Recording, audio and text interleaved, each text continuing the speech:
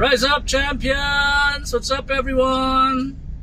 Good morning, good afternoon, good evening, wherever you are. My name is Neo Rayos. Welcome to Nuggets Neo on a Sunday. Kakagaling lang namin sa feast. Robinson's Las Piñas, as every morning. First session is at 9 a.m. Second session is at 11 a.m. And then we have the Mass at around almost 1, ano? Tayo magsalita. So, today, in gospel kasi ngayon is, well, hope you're doing great, hope you're doing awesome today. In gospel today, today is yung the road to Emmaus na Emmaus na Sunday, wherein, you know the story na with the 11 disciples, after all that had happened, they went from Jerusalem to Emmaus, and then the risen Lord joined them, and he spoke about the scripture, kung ano yung sinasabi about him as the Christ. And then pagdating nila sa Emmaus, the Lord does parang he appeared like he's going further, but the disciples said, it's already late, stay with us. And then he did the breaking of the bread, and doon nila nakilala. Tapos bigla lang siya nawala, di ba? Ang nakastruck sa akin doon is vanished. Ang nakastrike sa akin doon is yung sinabi nila, weren't our hearts parang burning with fire as he was talking to us about the scripture. Di ba? Parang nag-uumapoy, alab ng puso. Wow, sarap. Di ba?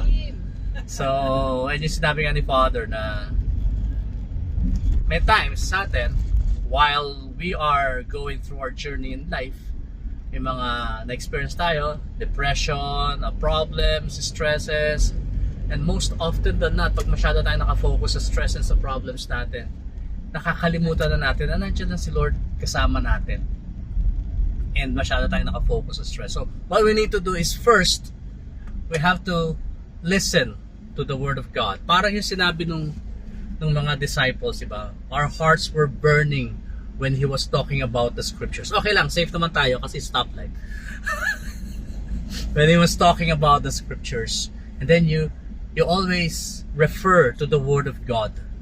And you always read His Word and listen to His voice. And always come into prayer. Laging come into prayer. Especially now in these times na medyo nakikita natin sa news, ang gulo, uncertain, ang dami nangyayari. When we attended the Grand Feast celebration, ang message ni Brother Bo doon is for everyone, because of what's happening around us, two things: you just pray and you pivot. You pray and you pivot. Classic example is when the pandemic hit, maraming businesses ang nag-close down because of pandemic, pero marami ding nag-thrive because what they did is they prayed and they pivot. So if there's a nugget that I'd like to share with you today on this Sunday, yun, pray and pivot. So speaking of pivoting, we're going to pivot on April 27. Nasayguin mo yun, ano? We will have our Break the Code Challenge, April 27th, 8 p.m. Philippine time. We've been discussing here about the F5 framework. We will go deeper into that. Yesterday, we discussed F3, which is all about funnels. We will go deeper into that. And tomorrow, we will resume with F4, finance. Ngayon, let's just talk about faith again, since we just came from the feast. And yun yung message namin sa inyo ngayon. That's one nugget that I'd like to share with you. Pray and you pivot. Always pray for guidance, and you will never go wrong. Always pray for wisdom. Right? Nagets nyo? Ang gwapo ko sa camera to. Gwapo. Welcome. Ang ganda ng misis ko. No? Welcome to Rex. This is Rex, our beloved Rex, and we are now approaching Macdo ATC to pick up our kids. Nandiyan na yung truck nila, yung bus nila. So thank you so much for watching. That's it for now. And they're my girls. No, they're not my girls. Oh, there, yun nga. Girls ko nga yun. God bless you always. My name is Neo Rayos. This is your Nuggets Neo.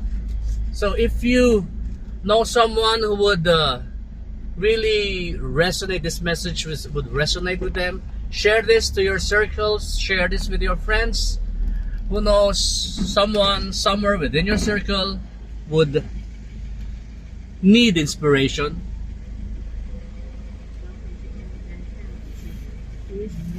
Kung wala ako ng would need, hindi ticket to, card. Would need inspiration. So share this to your circle so that we can spread positivity in the world. Alright, God bless you. See you tomorrow for F4 Finance, and on April 27th we will have our Break the Code Challenge. We will break 5 codes in 5 nights and we will declare one sovereignty date. That's April 27th, 8 p.m. Registration below. Go to that link. God bless you. Bye-bye. Ciao. Kasha ako. Bye.